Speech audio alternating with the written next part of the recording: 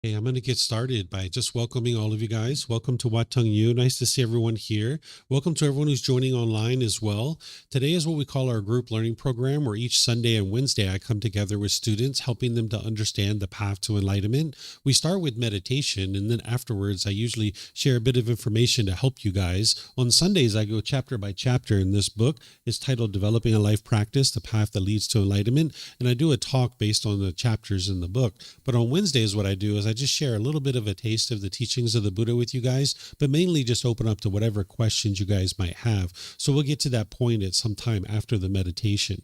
This individual who we refer to as the Buddha figured out over 2,500 years ago how to get to enlightenment. What enlightenment is where the mind is completely peaceful, calm, serene, and content with joy. By the time you get to enlightenment, you no longer experience any discontent feelings. You will have eliminated all your anger, sadness, frustration, irritation, annoyance, guilt, shame, fear, stress, anxiety, loneliness, boredom, shyness, resentment, jealousy. All of this can be eliminated from the mind by training the mind.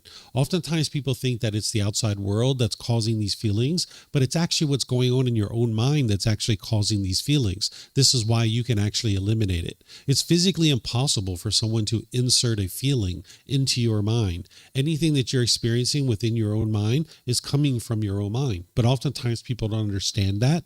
And that's what the Buddha's teachings help you to be able to see, is that it's your own mind that's causing these feelings. And this is the reason why you can actually eliminate them. So meditation is an important part of that training, but there's much more than just meditation. So that's why after our meditation, we'll just have a nice little talk and you guys can ask questions that you would like to ask.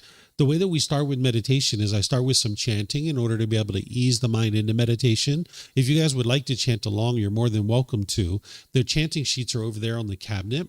It's important to understand that the Buddha used the chanting during his lifetime as a way to help his students commit the teachings to memory. Every 2 weeks, his students would come together and they would recite his teachings orally. So he used it as a learning tool, as a learning device. So you can see from the origins of chanting that this isn't a rite, ritual, ceremony, worship, or prayer, or anything like that. There are none of those kinds of things in the teachings of the Buddha. If you're seeing those kinds of things associated with his teachings, it's not his teachings. He didn't teach rites, rituals, ceremonies, worship, and prayer. He only taught how to train your mind and get to the point where it's experiencing this enlightened mental state where it's peaceful and joyful. So while we don't need these chants in order to be able to remember the teachings, because we have books, audiobooks, videos, podcasts, things like this to be able to help us study nowadays, instead we use chanting as a way to ease the mind into meditation and get more benefit out of the meditation itself. So if you choose to chant along, you'll see that you actually get more benefit out of the chanting through helping you to ease into the meditation. You'll get more benefit out of the meditation itself. So those chanting sheets are over there. You're welcome to help yourself at any time to be able to get one, and you're welcome to chant along as I'm chanting. Once we're in the meditation, I'm going to be providing some guidance, or I'm essentially going to be teaching you and instructing you how to meditate while we're actually meditating together. But then there's a period of time of quietness where we're all meditating. Everyone here at the temple and anybody joining online will just all be meditating at the same time. During this period of time of quietness, I'm sure you're going to hear occasional sounds. You might hear a car go by, a dog barking, a bird chirping, someone here might cough or sneeze. This is all normal. If you're in meditation with a craving for permanent silence, when you hear a sound, you will cause your mind to be annoyed or frustrated. This is the reason why the unenlightened mind experiences these discontent feelings, because it craves permanence while you're living in an impermanent world. So things are going to be constantly changing around you all throughout your life, but the mind holds on and it craves permanence. So if you're in meditation not understanding that, when you hear a sound, you'll cause your mind to be annoyed or frustrated. But if you understand the world is impermanent and it's impossible for you to meditate in an environment where it's permanently quiet, then you can be at ease. You can rest and understand that, sure, that sound's going to arise, it's going to change, and it's going to fade away. After that period of time of quietness, we're going to come out of that with some more chanting. And then that's where I'll start today's class, just kind of sharing a little bit of the teachings of the Buddha with you guys, and then really opening up to whatever questions you guys might have. In terms of your body position for meditation, there's 4 positions that the Buddha taught. seated, lying, standing, and walking. And you would learn these different positions at different times as part of your journey to enlightenment. It's kind of like having a tool belt, and you use the different tools that you need at different times in order to be able to help you in your journey to enlightenment. But since most people are learning in the seated position and starting out with that, I will give you guys some guidance on the seated position just to help you maybe find something that's even more comfortable than where you're already sitting. So you can sit however you like. The things that I'm going to share with you are just recommendations or suggestions, something that you might consider. So you could be sitting on the floor, you could sit on a chair. Maybe if you're at home, you're on a bench or a sofa in a wheelchair. You can sit however you like. If you're on the floor, you might have some cushions under your rear. This will help soften your seat a bit.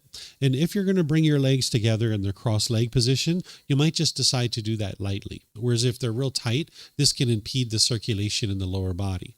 Some people like to put their legs off the mat. This gets your hips up in the air, and it lessens the angle at the hips, the knees, and the ankles, allowing the circulation to flow. The Buddha put his right hand over his left with his thumbs together, and he put this into his lap. If this is comfortable for you, you could use it, but it's not about everyone doing it exactly the same way, because that would be permanence. We live in an impermanent world, so different people are going to find different things to be comfortable. So some people like to put their palms on their thighs or their knees. Some people put their palms up. Some people rest their hands comfortably in their lap. So you can put your hands and arms wherever you like. The same thing's true for anybody who's in a chair or on a bench or a sofa or a wheelchair. You can also sit however you like. Some people like to put their feet flat on the floor or lightly cross at the ankles, but you can see me sitting here in a chair with my legs crossed, so this is an option for you as well. And then you can put your hands and arms wherever you like. It's helpful if the upper body is erect with the sternum up and the shoulders back. It'll help keep the mind attentive and alert during the meditation.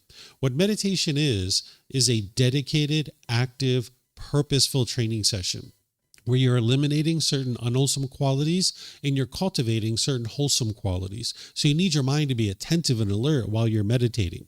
Whereas if you were slouched with the upper body, your mind would have a tendency to be dull or lethargic. But if you're real rigid, your mind could be overactive or uptight. So you'd like the upper body to be erect with the sternum up and the shoulders back, because not only will it keep the mind attentive and alert during the meditation, but it'll make it easy for you to breathe in through the nose and out through the nose. So again, I'm going to do some chanting to ease into the meditation. You guys are welcome to join in, and then I'll come back in with some guidance afterwards.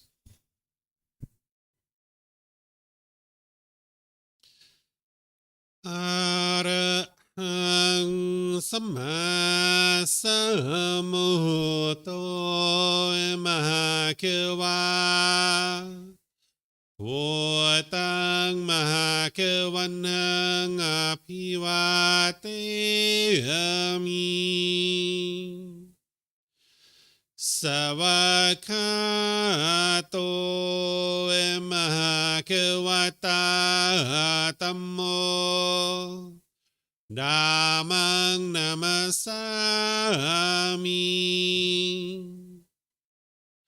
Supatipano mahakewato Sawakasangko Sanghang namami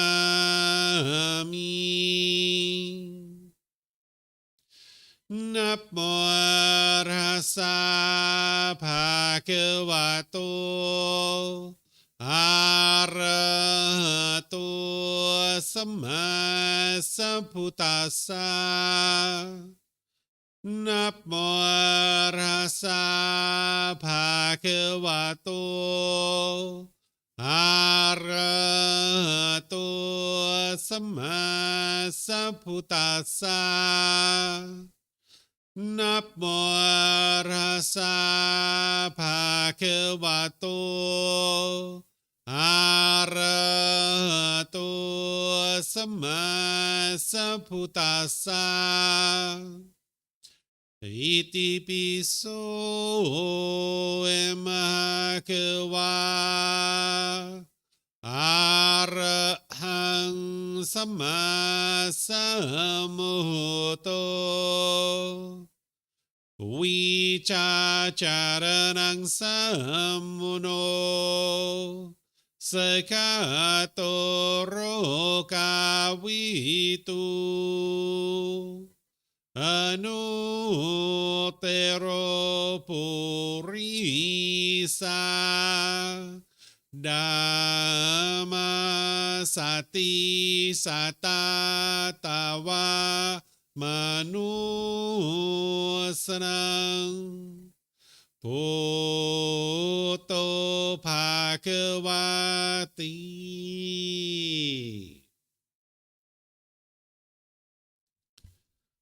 Okay, with the lower body and hands and arms comfortable, and the upper body erect. Just close the eyes and start breathing in through the nose and out through the nose. Here you're just looking to establish the breath, a nice, natural, steady, consistent breath. Not forced or controlled, just a gradual inhale through the nose, experiencing the full breath. And then whenever you're ready, exhale out through the nose. Breathing in and out.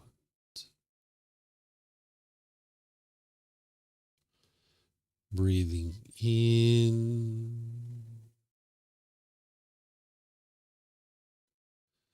and out.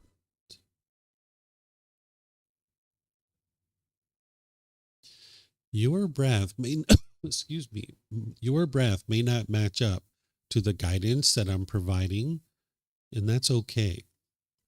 This is your practice. I'm just here for guidance. You can use this voice as a reminder that whenever you get to the next inhale, breathing gradually through the nose, developing a nice, natural, steady, consistent breath. And then whenever you're ready, exhale out through the nose, experiencing the full breath.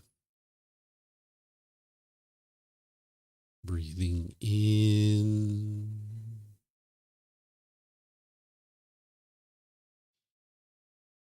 and out.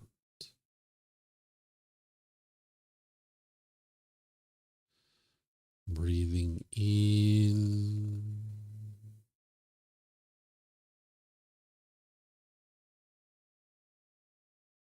and out.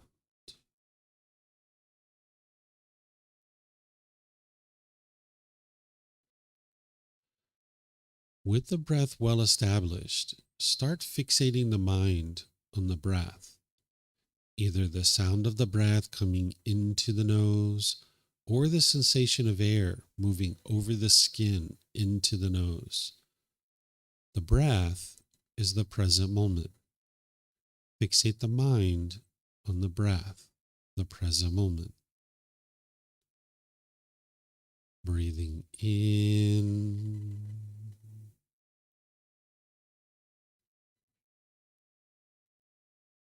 and out.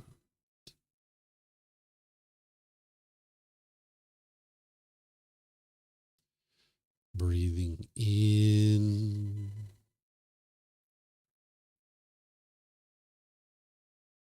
and out.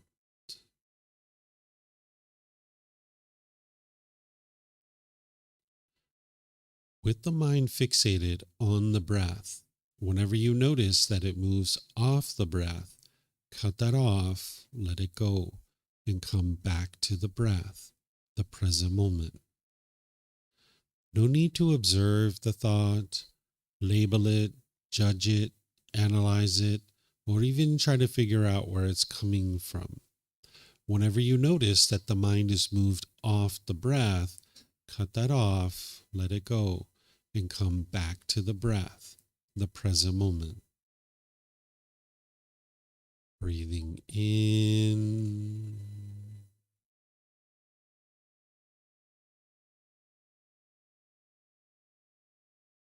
and out.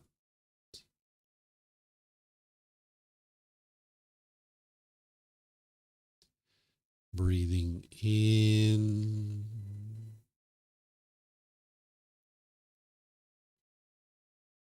and out.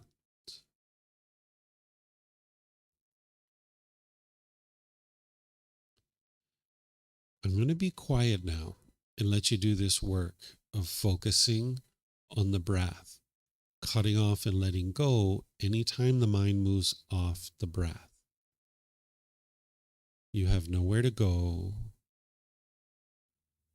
There's nothing to do. No one needs you right now. This is your time to focus on the breath. Breathing in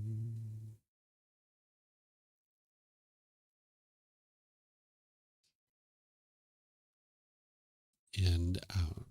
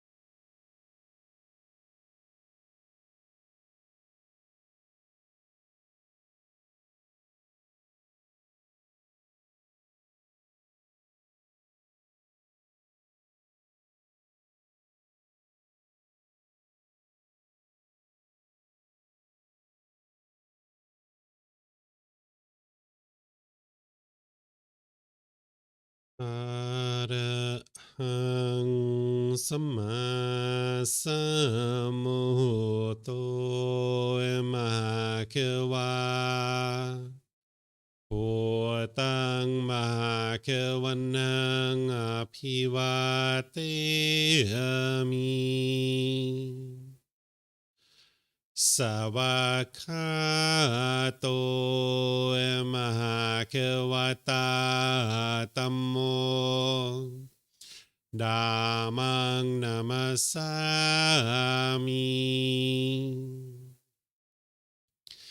สุปฏิปันโนมหาเขวโต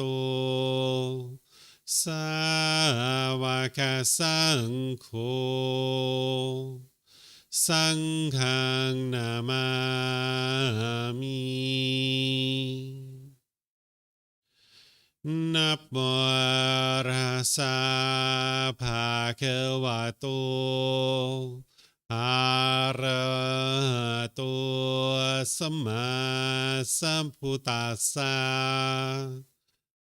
นับโมรัสสะภะคะวะโตอะระหะโตสัมมาสัมพุทธัสสะ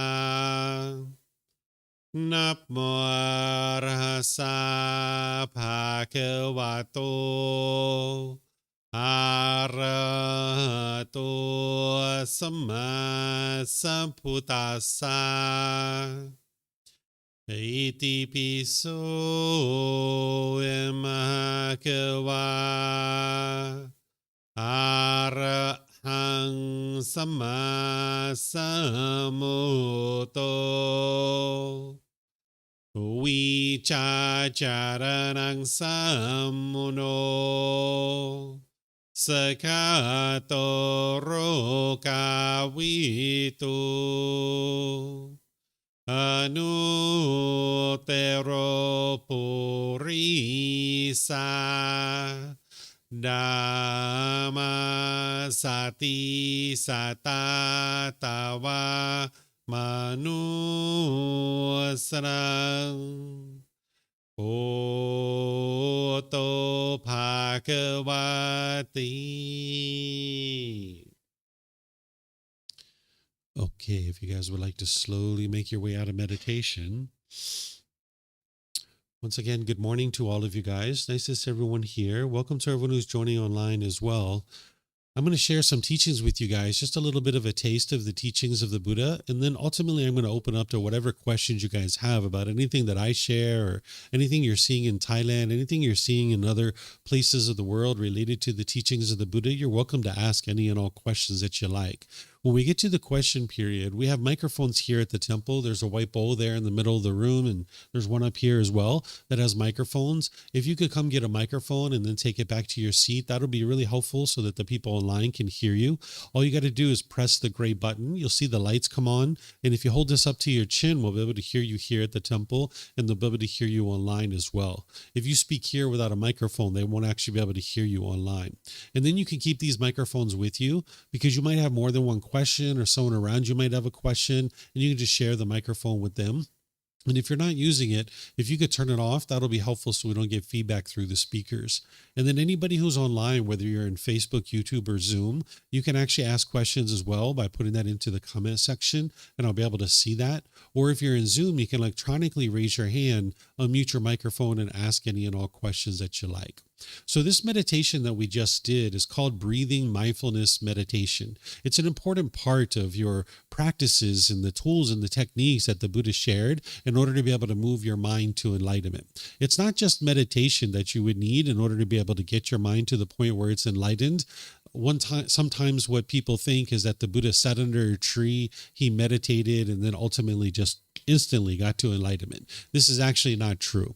The Buddha took 6 years to get to enlightenment. He says very clearly in his teachings that it's gradual training, gradual practice, and gradual progress that it takes to be able to get to enlightenment. So you can't just meditate your way to enlightenment. It's not possible, but you also wouldn't be able to get to enlightenment without meditation either. So there's other things that you need besides meditation, but this is an important part of your journey to enlightenment. It's actually the primary form of meditation that the the Buddha used in addition to other types, this was the primary form. And I'm going to help you to understand how this fits in to be able to get to the point where the mind is actually enlightened. But first, just a little bit more on what enlightenment is so that you'll understand how this is actually important for you. What enlightenment is where the mind's completely peaceful, calm, serene, and content with joy. Like I was sharing at the beginning, an enlightened being no longer experiences any anger, sadness, frustration, irritation, annoyance, guilt, shame, fear, stress, anxiety, loneliness, boredom, shyness, resentment, jealousy. An individual has trained their mind to the point where you don't experience that anymore. Like I mentioned, oftentimes people think it's the outside world that's causing these feelings, but I'm going to share some things with you today that'll help you see that it's your own mind that's causing these feelings. The Buddha discovered these 10 individual pollutions that are in the mind, and it's when you uproot these and eliminate them out of the mind that the mind will experience more and more qualities of the enlightened mental state, that peace and joy that comes into the mind. By the time you get to enlightenment, you'll see that you have focus, concentration, clarity, and deep memory, because your mind's performing optimally at this point, that it's not burdened with these pollutions. You'll see that your relationships are really blossoming, that they're very harmonious, because in the unenlightened state, you have a certain amount of bitterness, harshness, and hostility that comes out.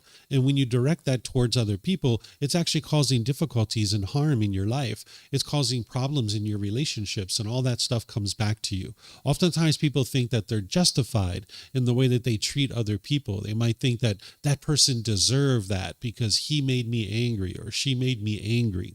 But it's not other people that are causing you to be angry. By the time you get to enlightenment, you don't have this bitterness, harshness, and hostility in the mind any longer. So your relationships are all harmonious. They're really blossoming because you're not being bitter and harsh and hostile to the people around you. You'll notice that you can't even be in a bad mood by the time you get to enlightenment. That is physically impossible for you to experience a bad mood. So the thing that's causing these discontent feelings to come into the mind is that the mind has craving, desire, attachment. The mind is longing, yearning. It's chasing after the objects of its affection, wanting and expecting things to be a certain way. And in the unenlightened state, the mind craves permanence, wanting things to be permanent, but yet you live in an impermanent world. In the unenlightened state, you can only be happy when you get things your way. When you get things that you want or that you expect, you'll get pleasant feelings like happiness, excitement, elation, thrill, exhilaration, or euphoria. But when you don't get what you want or what you expect, you'll experience painful feelings like anger, sadness, frustration, and others. The mind is holding on in the unenlightened state. It's craving permanence. So for example, if you look outside and you see it's sunny and you get really happy and excited about this, this is what's called a conditioned feeling, that based on the condition that the sun is present and the mind's getting what it wants, which is the sun, you'll experience happiness, excitement, some kind of pleasurable feeling. But the problem with that is that if you base your happiness on the sun is not permanent. So that means that when the sun goes away, you'll be angry or frustrated or annoyed or some other discontent feeling. The only thing that's happened there is change. That's all that's happened, is it went from sun to rain. That's all that's happened. But the mind is craving permanence. So when it experiences this change, the mind doesn't like it. So one of the ways to say this is that the mind craves permanence in the unenlightened state. Another way to say is that the mind doesn't like impermanence. It doesn't like change when things are changing. So for example, if your bank account balance is here and you get really happy and excited about that, that means when it goes here, you'll be sad or frustrated or annoyed. The only thing that's happened is change, but the mind is craving permanence. The same thing is true like when you're in a relationship. You're with a boyfriend or girlfriend, and you get really happy and excited about that. Well, as the relationship deteriorates and you guys break up, you'll be angry or sad or frustrated or lonely or bored or missing this person. It's not your love or your care that's causing that. That's your mind holding on and craving permanence when this relationship is not permanent. It never was permanent from the very beginning. Even if you guys were together for the rest of your life, you guys would have eventually died and the relationship was over. But the mind craves permanence and holds on to this. So you can't believe what it is that I'm sharing with you, because the teachings of the Buddha aren't based in belief. You need to be able to independently verify what I'm sharing with you. This is how you get to enlightenment. You need to cultivate wisdom. So don't believe what it is that I'm sharing with you. What I just shared with you is the intellectual learning, the intellectual understanding that it's your mind craving permanence, that it doesn't like change, that is causing these feelings. But move this into reflection where you can independently verify what if I'm saying, whether it's true or false. Take a recent situation where you've been angry or sad or frustrated. It could have been this morning or yesterday or last week. Look at that situation with these fresh eyes. At that time, you might have been trying to blame other people for the feelings that you had, but now look at it through these fresh eyes. What was it that you wanted? What did you expect? What were you longing, yearning for? And if you would have gotten it, you would have been happy. But because you didn't get what you wanted or expected, your mind experienced anger or sadness or frustration or some other discontent feeling. If you can see this, you can have a real breakthrough to being able to see that it's your own mind that's causing these feelings. Because as long as you think that it's other people that are causing these feelings, you'll continue to have difficulties and struggles for the rest of your life, continuing to be angry and sad and frustrated over and over and over again. What the mind does when it doesn't understand that it's your own mind that's causing these feelings and you think it's something external, what you will tend to do is you will push people away, or you'll push the situation away. You might have pushed away friends or family out of your life, thinking that they are the ones who are causing you to be angry or frustrated, where they aren't the ones who are causing that. And by you pushing them away, you haven't solved your problem. If they were the true cause of your problem, when you push them out of your life, you would be peaceful and joyful from that point forward. But you can see that you weren't peaceful and joyful from that point forward. That's how you can see that that person isn't the true cause of your discontent feelings. Now, that doesn't mean they weren't doing something unwise, because they could have been doing something unwise, but pushing this person away out of your life isn't going to solve your anger or sadness or frustration. The second thing you'll do when you don't realize that it's your own mind that's causing these feelings is you'll be bitter and harsh and hostile to people through your intentions, your speech, and your actions. It's almost like an animal growling and roaring at another animal, trying to fear it into doing things your way. Or the third thing you'll do is you'll tend to put your expectations on people and try to pressure them to do things your way. And people might actually be doing this to you too, where they're pushing you away, they're being bitter, harsh, and hostile to you, or they're putting expectations on you and trying to pressure you to do things your way. So the mind is trying to create this little bubble where everybody does things your way. And if people don't do things your way, you get angry and frustrated, and then you'll push those people away, thinking that you'll get them outside of your bubble, and now everybody will do things your way. Or you'll be bitter, harsh, and hostile to them, trying to fear them into doing it your way. Or you'll put your expectations on them and try to pressure them to do it your way. But there's actually only one person in the world who does things your way 100% of the time. Do you know who this person is that does things your way 100% of the time? Yourself, right? You're the only one. So if you can only be happy with people who do things your way, then that means you can only be happy with yourself, because you're the only one who does it your way 100% of the time. And you might even have difficulties being happy with yourself sometimes, right? So when you can see true reality, because it's not about blame or fault. Nobody's blaming you for the feelings that you're experiencing. It's not your fault, so to speak. Right? It's just about seeing true reality of why are these feelings really occurring in your mind. If you can see true reality and you can have this breakthrough to understanding that it's your own mind that's causing these feelings, this is a beautiful thing.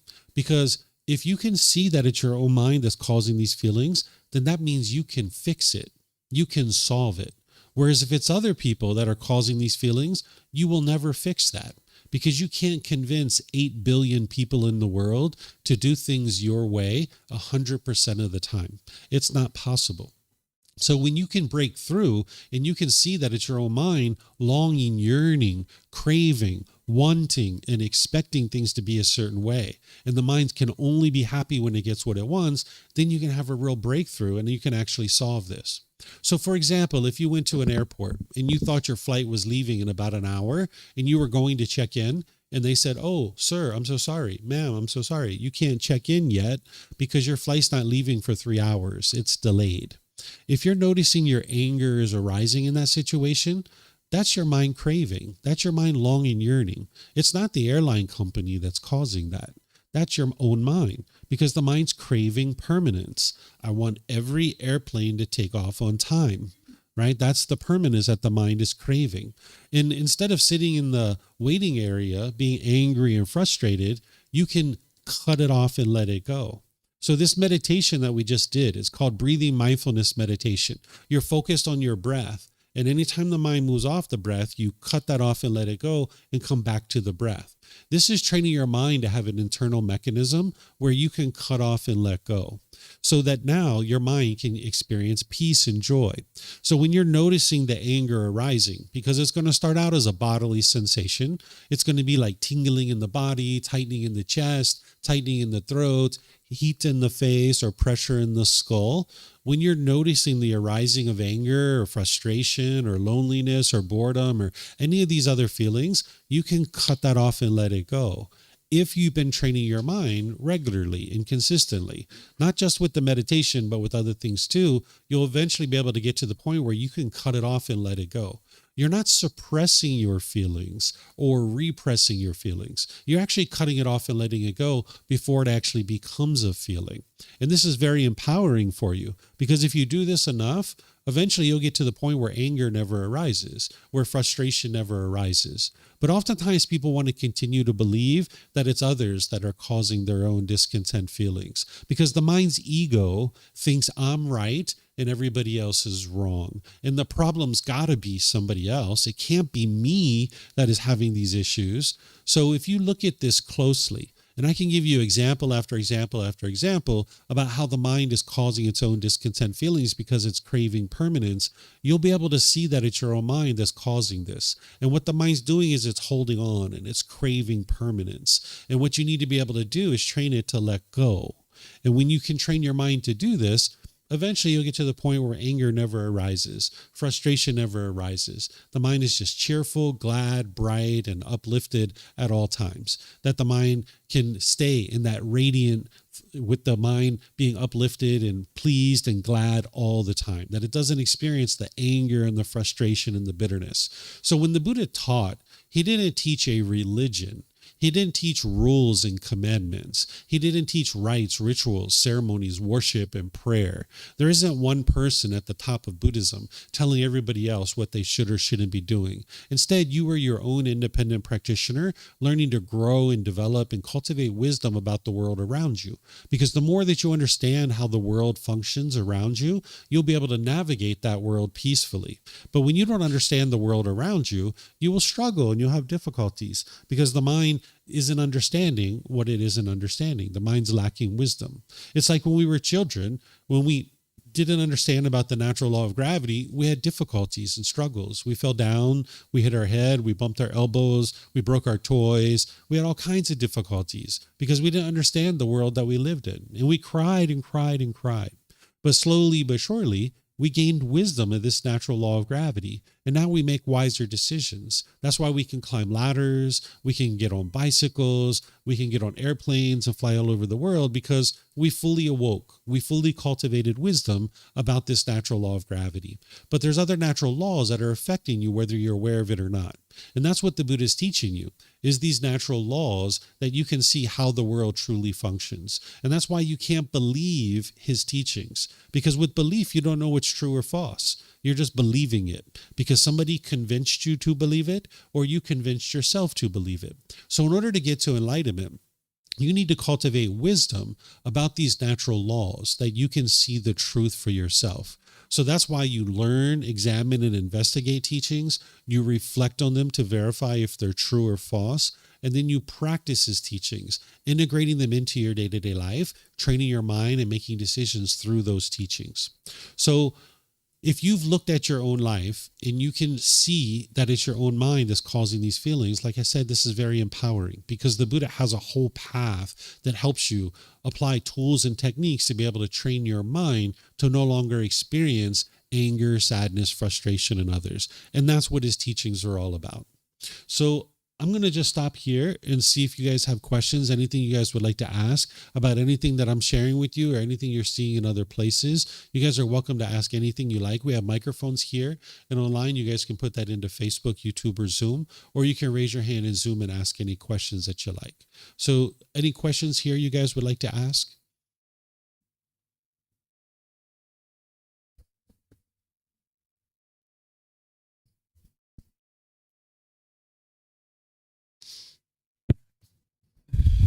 Hey, David.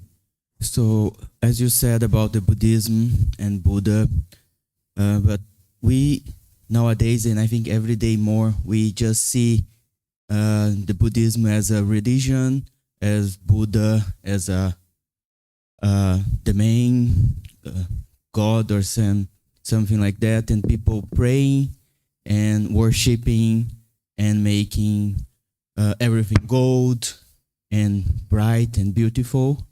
But this, and I believe like every time less people are studying the real words and teachings of the Buddha, so I don't understand how it's going so in the opposite direction.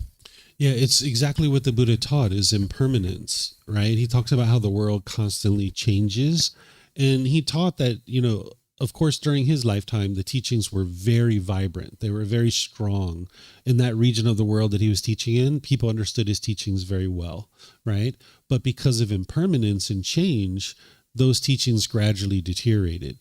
The natural laws that he taught, they're still in place, right? They haven't changed, but the books and the memories that people have of his teachings have gradually deteriorated over time. So he talked about this, that he talked about these 500-year cycles that the world would go through, and his teachings would essentially disappear. He talked about it during his lifetime, that he said the first 500 years after he died, his teachings would be very strong in the world, and lots of people would essentially be getting to enlightenment. The second 500 years, he said that people would be very good at meditation, that they would be meditating. The third 500 years, he said that there would be a lot of scholars that were interested in his work and what he actually did. And we see that this is actually what occurred, that there was a lot of scholars writing about his work during that period of time. The fourth 500 years, he talked about how people would be really good with generosity in his teachings, that they would be kind of donating lots of resources to be able to have his teachings reach the world. That's when pretty much all these temples were built in Thailand, 500 to 1,000 years ago. He said the last 500 years, which just ended in 2017, he said people would be utterly confused about what he taught and what he actually shared. And that's when he said that there would be a new Buddha that would come into the world and share his teachings in such a way that it would essentially restore his teachings back into the world so that all of humanity could understand his teachings. So this path isn't about what other people are doing. There's plenty of people in the world that are doing rites, rituals, ceremonies, worship, and prayer. That's why I talk about it whenever I'm teaching, even just a short little amount. There's plenty of people that do those things, and that's not what the Buddha taught, and they don't necessarily know that. And that's their choice to do those things. But if you know what's true and you don't believe the teachings and you train your mind, you'll be able to see that the teachings actually work. So these teachings are about what you choose to do, not about what other people do. Mm-hmm. Other questions you guys have?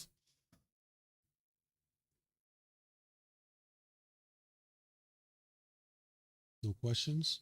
Okay. Well, if you guys don't have questions, I'll just end class. Yeah. All right. Well, I'll end class by saying thank you guys for being interested to understand the teachings of the Buddha. Thank you for coming to the temple.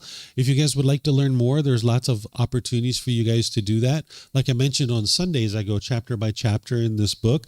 This week, we're going to be in chapter 21, which is titled Do No Harm. What is the future of the planet? This is where you learn about this particular topic. This is the place where I suggest people start, is with this first book. If you're tired of broken relationships, if you're tired of the heartache and the misery that you experience, if you're tired of the frustration and the agitation that you experience on a regular basis, there's help for you. And it's all available at no cost. If you get access to this book, you can download it for free from our website. You can take it and go print it yourself. You can get printed versions here by reimbursing us for the printing cost, or you can order it on Amazon. If you start with this first book and then each Sunday I go chapter by chapter, it's a 7-month program and I restart this every 7 months. On August 9th, we're going to be starting from the very beginning. You'll be able to gradually train your mind to be able to get to enlightenment. And we have various courses, classes, and retreats that are helping you to be able to do this. And those are also available to you at no cost, even personal guidance. You can see the details over there on our bulletin board. You can look on our website. You can come and talk to me and I'll get you plugged into the things that you need, because the teachings of the Buddha are to heal from what hurt you so that you never need to hurt ever again.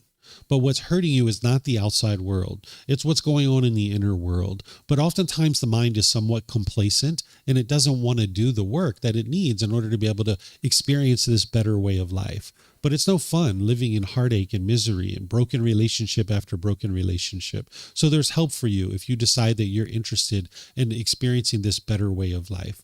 So again, thank you all for joining, and perhaps I'll see you guys in a future class. Take care and be well. Have a wonderful rest of your day. Sawadee krap.